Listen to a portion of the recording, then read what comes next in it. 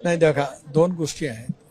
पहिलं पत्र दिलं ते सीबीआयच्या चौकशीचं, तो भाग वेगळा आहे. त्याच्या स्मरणपत्राचा विषय येत नाही, ती मागणी होती. आज जे काही पत्र आहे ते प्राथमिक चौकशीचा अहवाल आल्याच्या नंतरचा आहे.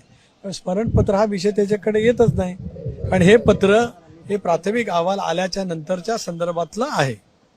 परंतु सगळ्या आमदारांनी नाराजी व्यक्त केली आहे. DCCA जो अहवाल आहे त्यामध्ये काय त्रुटी तुम्हाला आढळून येतात? मी एवढंच म्हटलेलं आहे, पत्रामध्ये सुद्धा त्याचा उल्लेख आपल्याला पाहायला मिळेल की प्राथमिक अहवालावरती आमचं कोणाचं समाधान नाही, त्याच्यामध्ये त्रुटी आहेत आणि या संदर्भामध्ये जे जे काही वेगवेगळ्या पद्धतीच्या भावना व्यक्त केल्या जात आहेत किंवा मतं मांडली जात आहेत त्याच्यासहित तपास परिपूर्ण पद्धतीचा त्या ठिकाणी व्हावा आणि लवकरात लवकर तो तपास राज्याच्या आणि देशाच्या सत्तेसमोर यावा.